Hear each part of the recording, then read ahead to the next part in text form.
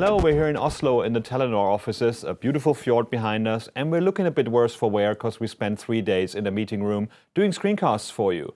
So today you're going to see some of those and learn about Firefox OS. I'm Chris from Mozilla. I'm Sergi from Telenor Digital. And I'm Jan from Telenor Digital. Together, we recorded a lot of screencasts to get you started with Firefox OS, how to build your first application, how to get it into the marketplace, and detailed screencasts on all kinds of technologies. So let's go and have a look at that.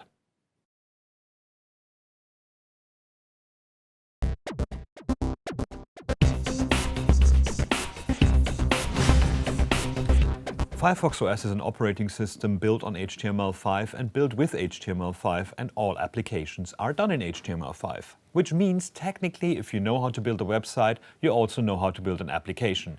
Sounds too easy to be true? It actually is. It is not a website what you're building, it is an application. So you have to think about several things. You have to think about the form factor. These are touch devices. These are not things where you rely on a mouse or rely on a keyboard. They also come in different sizes, so you have to make sure that your design is responsive and not fixed to a certain size. And last but not least, make sure your application is working offline, because people are offline all the time, and an application that you open and just shows you a loading screen is just not a good resource. That said, if you want to start building an application, all you have to do is write an HTML document, use JavaScript and CSS, and make it work like a website, test it in the browser until you're happy, then use the simulator to see what it would look like in a real Firefox OS device, and in the last step, you can put it on a real device to try it out. If you need things like accelerometer, if you need things like the camera, all the bits and bobs that make a smartphone actually what a smartphone is. So, in repetition, all you're doing is building an HTML page. But you build an HTML page to a form factor that is not the same as on the desktop. So building something on the desktop gets you 90% on the way. The 10% of the rest is done with a simulator and with a real device. If you want to have information how to build a website that is a web app, there's a great information on the Marketplace developer website. There's guidelines, there's some demo apps that you can download and play with, and there's actually superb information how to get your app listed once you're done.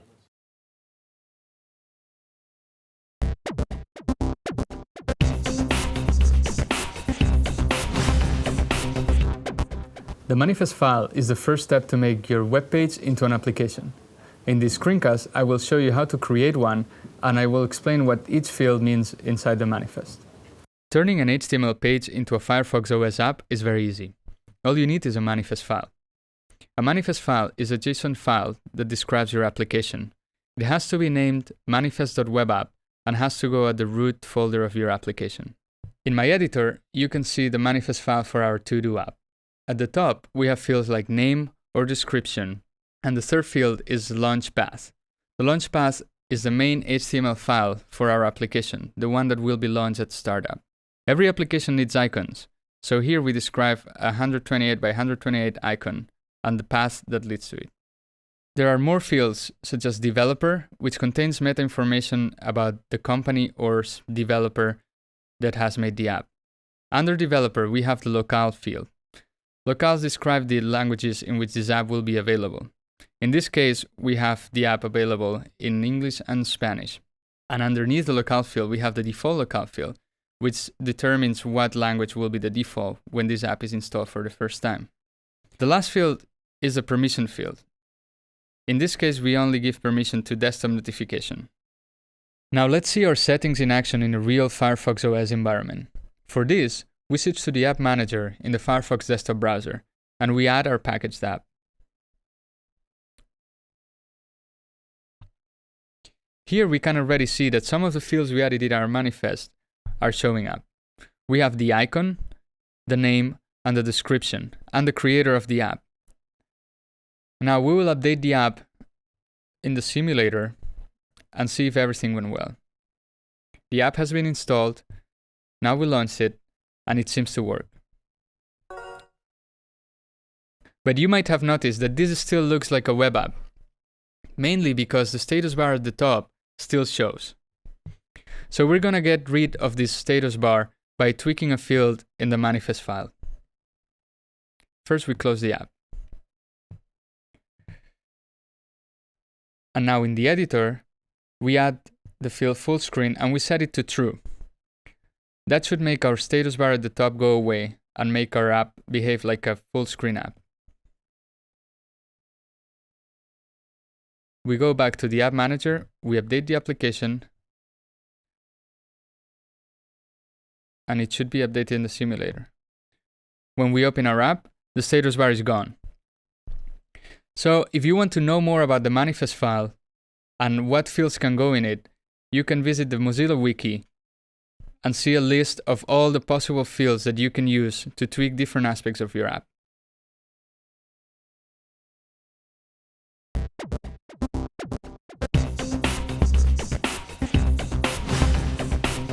You now have a page and a manifest, but you don't know how it looks like on a real Firefox OS device.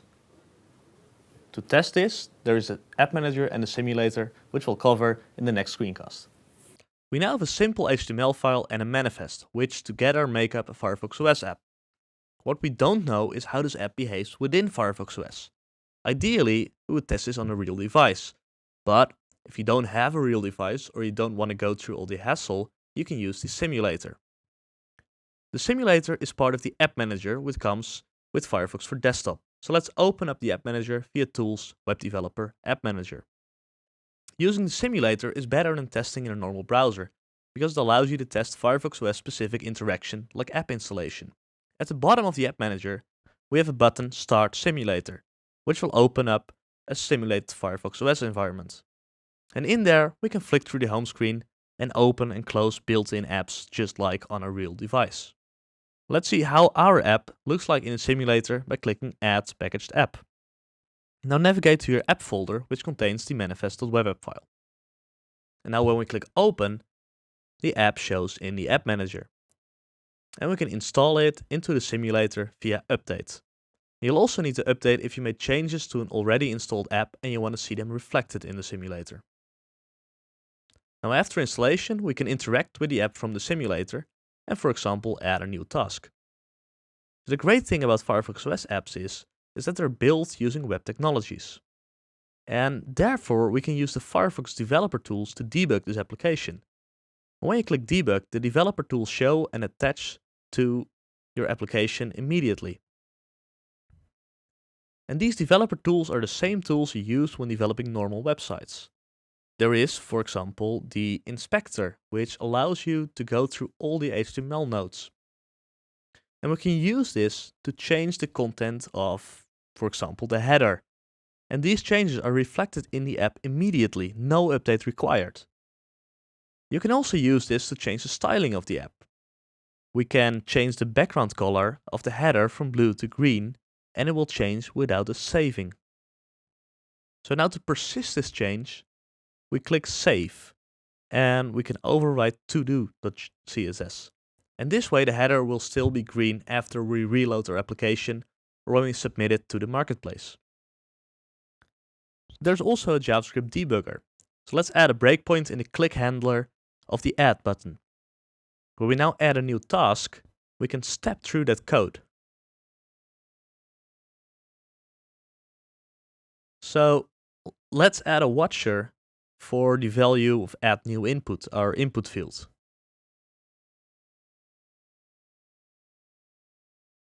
As you can see, it contains the current value of the input field. And when we change the value to something different, it will reflect in the simulator immediately. When we continue the debugger, the task is added under the changed name. And this is really a great way of developing, because there's instant visual feedback, just like when you're making a website. So last but not least, there's also console, which allows you to run JavaScript code directly in the context of the application. So now that we've tested our app in a simulator, we can debug the application on the phone using the exact same tools, and that will be covered in our next video.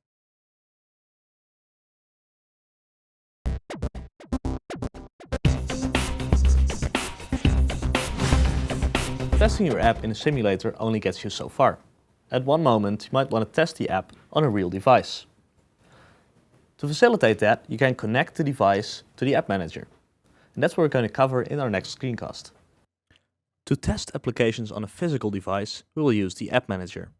You might already have seen the app manager in the video about the simulator. The App Manager is part of Firefox Desktop and is located under Tools, Web Developer, App Manager.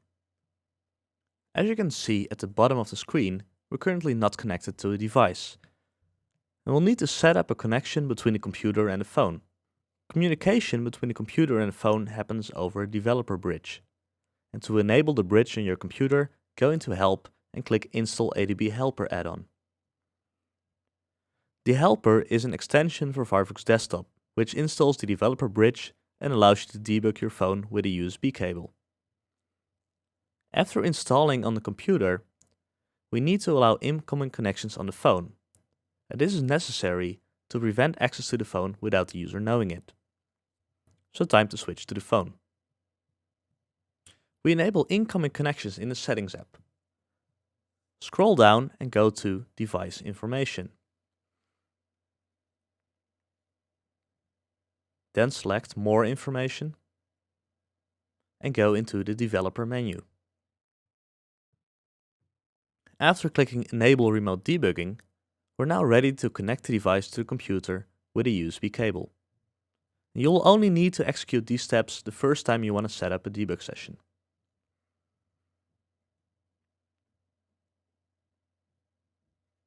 The App Manager now has a button at the bottom of the screen called Connect to and Your Device ID. And pressing this button initiates the debug connection. On your phone, you will also have to accept the incoming connections, which is also a security measure. After the bridge has been established, your phone shows up in the Device tab. If you select it, you'll see a list of installed apps and some properties of your device. Time to install an application. We click Add Packaged App and locate the app folder on disk. This is the folder that contains the manifest.web app file. To install or update an app, all we have to do is click Update. And the app now gets pushed to the device and we're ready to run it.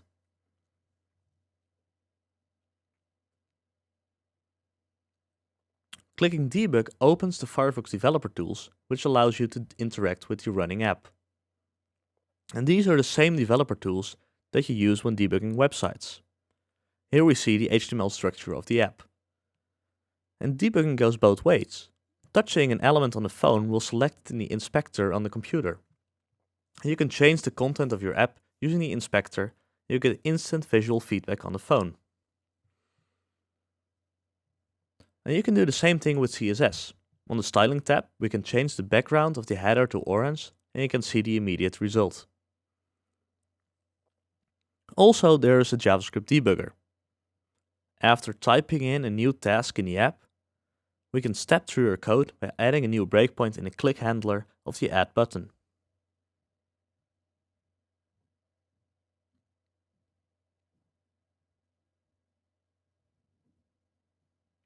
It is, for example, possible to add a watcher for the value of our input field. You'll see that changes to the document are reflected immediately on the phone.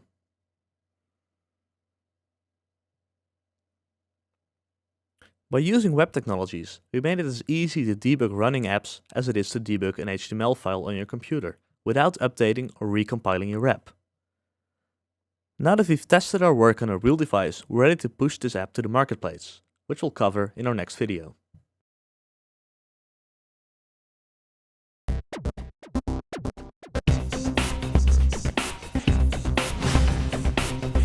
What happens when your application is finished and how do people get it? This is what we're explaining this time in this screencast. All you have to do is upload your application to the Firefox Marketplace, give it a right category, a description, some screenshots, and then you're off. The Firefox Marketplace is where end users find applications for their Firefox OS devices. This is also where our journey starts as developers if we want our application listed in the marketplace. The simplest way is to go to the Firefox OS Marketplace, scroll all the way down, and find the button that says Develop Applications. This one takes you to the developer part of the marketplace where you find information how to design, build and publish applications. As we've already done this and all we want to do is submit our application, we just go to the Submit Your App to the Marketplace button and continue on our journey. On the submission page, you define which operating systems your application runs on, if it's only for Firefox or also for Firefox for desktop, mobile and tablet. and if it's a hosted or packaged application. In our case, our application is a Firefox OS application and packaged. So what we need to do is package up all the files of our application into one zip file before we submit it.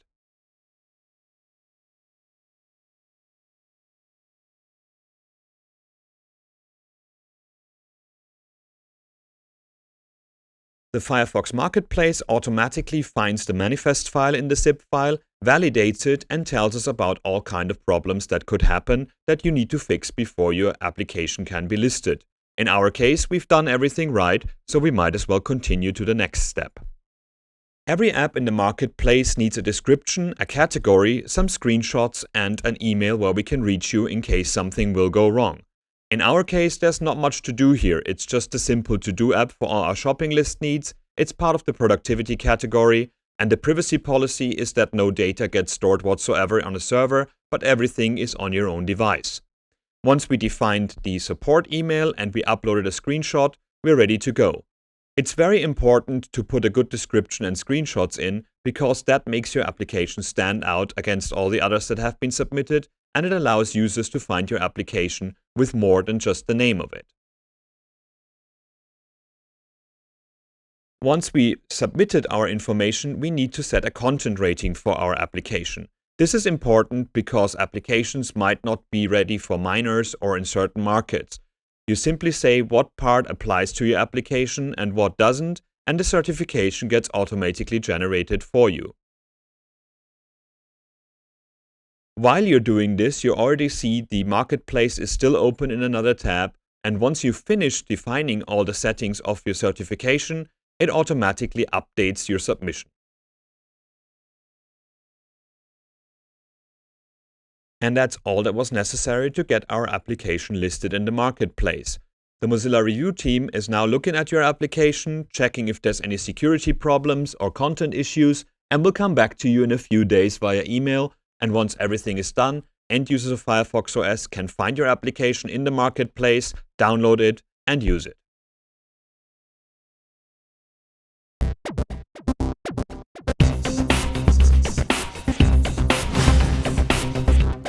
Web APIs are one of the most exciting parts of Firefox OS. They allow the developer to access the internals of the phone and all the sensors that you have in modern smartphones.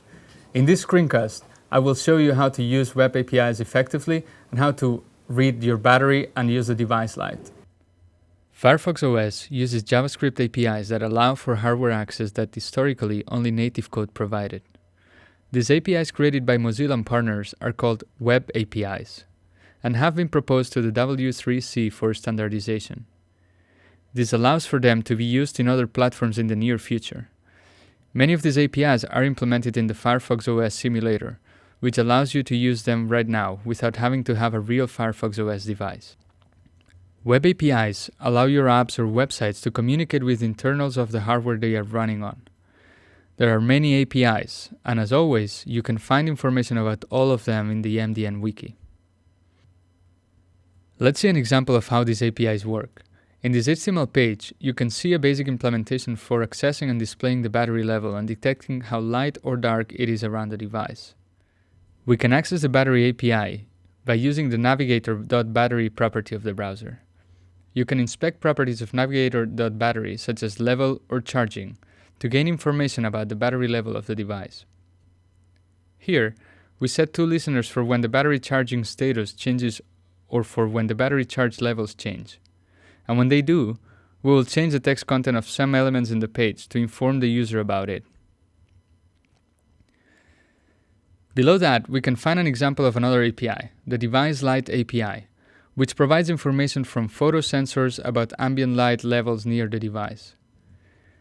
By adding a listener to the event Device Light, we can change the text and background colors of the page to provide better readability for the user under different light conditions. And here we can see our application in action. Web APIs are definitely one of the most powerful parts of Firefox OS because they provide web technologies that can access the device internals without needing any native bridge.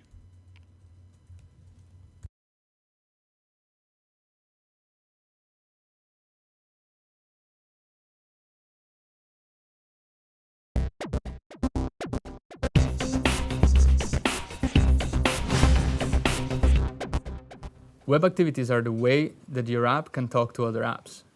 You don't always want to re-implement functionality that other apps already implement. So in this screencast, I will show you how to use web activities effectively. Web activities allow your app to talk to other apps. They can be used by any app to request other apps to handle many kinds of situations. Any app can register itself as handler of a particular file type. Much like right-clicking a document on your desktop and selecting Open With creates a connection between a file type and an application. For example, let's say that you want your application to let users set a background picture. There are many ways users can pick an image. They can take one with a camera, select one from the gallery, select one from wallpapers, or even paint a new picture. Writing one solution for each of these use cases is hard work, so why not let the system do the work for you? Using web activities, you just tell the system that you want the user to pick an image. The system then knows what kind of apps the user has that allow to get an image and give this one back to you. You don't need to know, and the user doesn't need to grant you access to the app. You just get back an image, which is exactly what you wanted. Let's see how that process looks. Our application has a background image in place, and we want to be able to change the image with a click of a button. Our app shouldn't have to access the data of other apps, which is why we call a web activity in order to pick an image.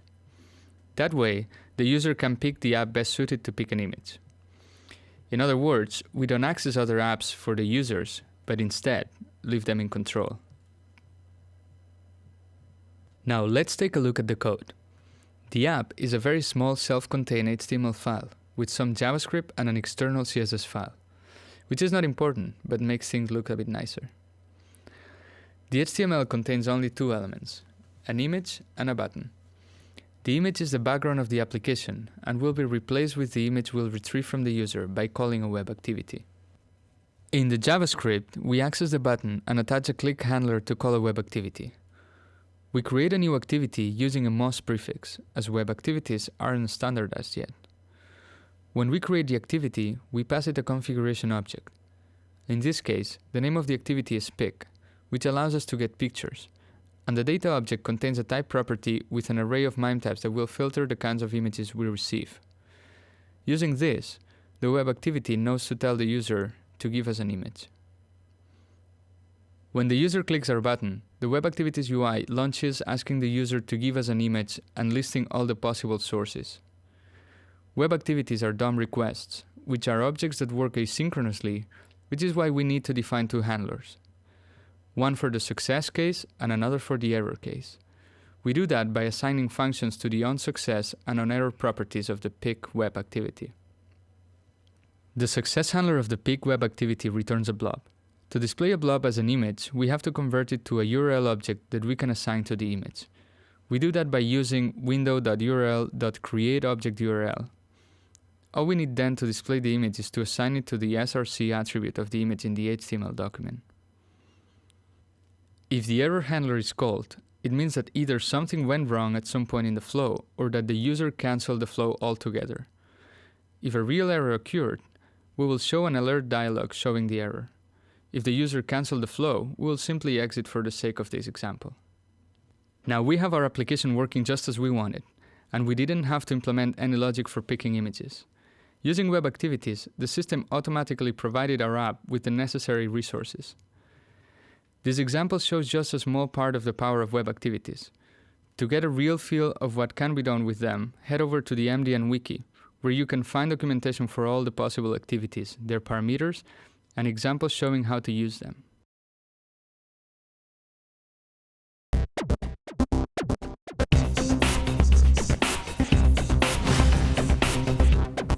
It would be great if we were online all the time, but sadly enough we're not. Many times you sit on a train or on a plane or you're somewhere in a tunnel and then out of a sudden your smartphone becomes a dumb phone because you cannot connect to the internet. In this screencast we're going to show you how easy it is in HTML5 to make your applications work offline so you don't frustrate your users. One of the main criticisms of applications on the web is that you have to be connected all the time, which we are not. We cannot have a SIM card all the time, we might be in a tunnel, we might be on a train, we cannot get information from the web. That's why we need to find a technology to make our web applications behave like native applications, or in short, work offline. We've written a little application here for ourselves to convert Norwegian kroners into euros to see how much money we're actually spending while we're here in Oslo. So if you type, for example, 100 kroner in here, you get 11.90 euro, and that's how much we would spend for something, almost anything in Oslo if you think about it. We're using a web service from Yahoo that we call with an AJAX call and type it out back into the page. So the source code of this one, if you look at it in the code, which you can get from GitHub yourself, is rather simple. We have an HTML document with an input element and an output span, and we have a JavaScript that gets called to do all the functionality. In the JavaScript itself, we do an AJAX call to Yahoo servers to get the current rate of the day, and once we have that, we display the rate conversion by adding an event listener of key up to the input element. So every time I press a key and I release the key, I do a calculation getting the rate that I got from Yahoo before and write out my text content in the page. Now, this does it on the web, this works fine. What do we need to do to make this work offline? All you have to do is define a manifest file and link to it from the HTML document that you want to have cached. So in this case, we're linking with the manifest equals currency app cache to the file called currency.appcache, which defines all the files that we want to be loaded, not from the web, but from the cache itself. So in our case, from this computer, or later on from our mobile device. The app cache file itself is a simple text format. It has a comment in there, which is starting with a hash, and you list all the files that you want to have cached on the device or on your mobile device. So what does this mean in the browser if we now have an app cache linked to it? So in this case, in the original one, if I open the inspector and the console and I load it, it loads all of our files every single time I reload the page. So I got the currency HTML, the CSS, and the JavaScript. In the app cache version, if I do my inspect element here and I open the console and I load it, all that gets loaded is the new information from Yahoo how much a kroner is worth today. The rest comes all from the cache of the page as we defined all these different files here. And that is how simple it is to have files offline in HTML5.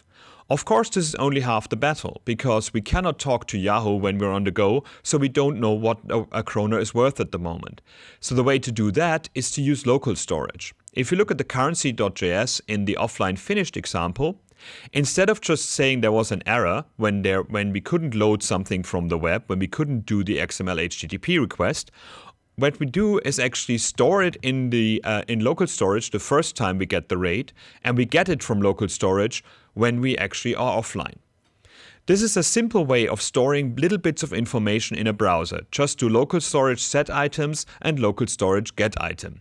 So with these two changes, we made our application work offline. An application manifest, a currency app cache to list all the files that we want to have offline, and local storage for information as a fallback if the information cannot be loaded from the web. You might have wondered why we have this comment in the app cache.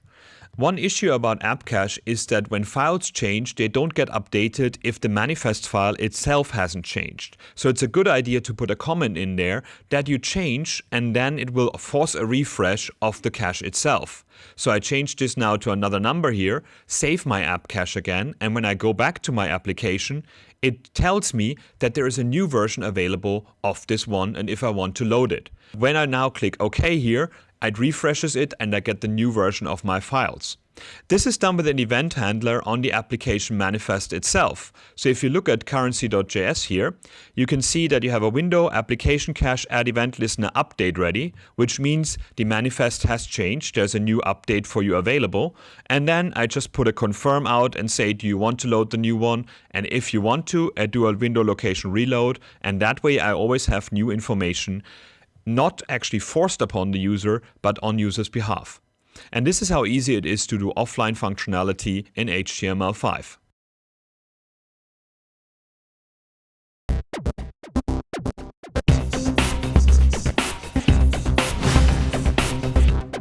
Push notifications are a low-energy way to send data from the server to your phone without the user having to run your application actively. Let's see how it works. This is the flow of push notifications in Firefox OS. First, your application registers itself with the operating system, which in return will give you a URL. Your server can ping this URL if there is new information available. You pass this URL to your server to store it along with user information. When you want to send a push notification, you do a put request to the URL the app gave you. The Mozilla push server knows from the URL which phone to wake up and how to reach it. The phone in its turn will wake up your app. Your app wakes up in the background and it can ask the server which information is available. As push notifications don't have a payload, your app asks the server what information to show. The app then shows a notification and goes back to sleep. This means that data for push notifications will not go through Mozilla's servers. Let's look at how we register ourselves with the OS. This is a little application that we have with a register button that doesn't do anything yet. We register via navigator.push.register, which will give an object back. On this object we add a success event handler that will get called when we register successfully. In the success handler, we get the endpoint URL. Now we need to communicate this URL to our server.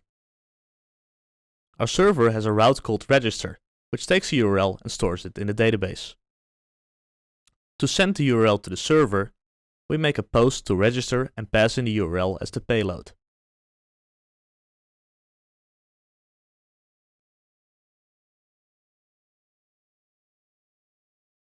Now, if you run this code, we can see that the server receives a URL at the Mozilla push server. To trigger a push notification, we'll need to make a put request to this URL. We already stored the URL in the database, and when you do a post to the trigger route, the server goes through all the registered URLs.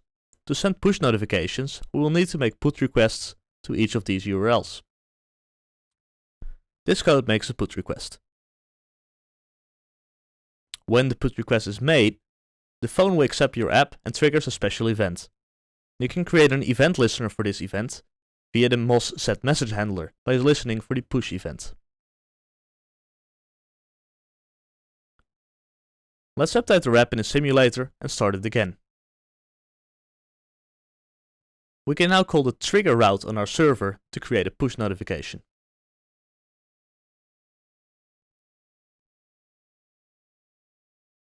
It works! The notification went from our server to Mozilla's server to the simulator and finally to our app, all in around a second.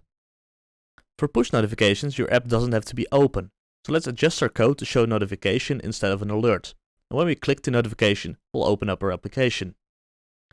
Here we create a new notification with got a notification from as title and the server as body. When we click on this notification, we'll open ourselves. This code is also available in MDN.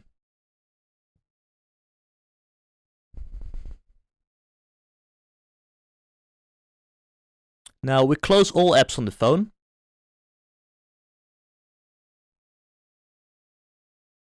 Update the app, and we trigger a new push notification.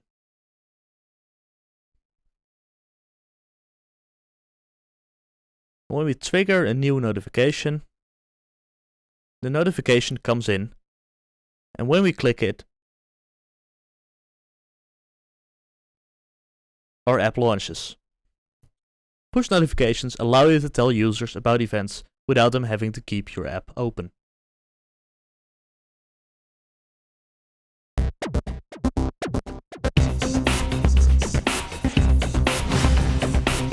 Well, that's it. We now have a few screencasts for you to actually look at and learn things. We did a lot of work there, and we hopefully you've learned something.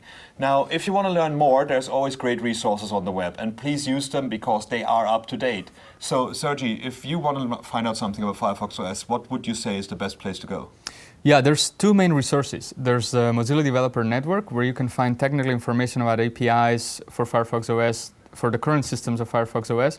And then there's the Mozilla Wiki, where you can find information, more informal stuff about APIs that are coming and things that are happening and are still moving in the Firefox OS world. So if I want to find out where the developers hang out, if I want to talk to a Firefox OS developer, Jan, where would you be and where can we meet you? Yeah, so if you still have questions after this and you want to talk to Sergi or me, the first way you can reach us is through IRC. We hang out there on Mozilla's IRC server, and you can ask questions to the developers directly. Because of course there's a time zone difference, you can also ask questions on the mailing list, and that way more developers can chip in. And that's about it. So we're ready to have a coffee because we really need one after all this shooting. So hopefully you learned something. Please contact us and let's build something for Firefox OS.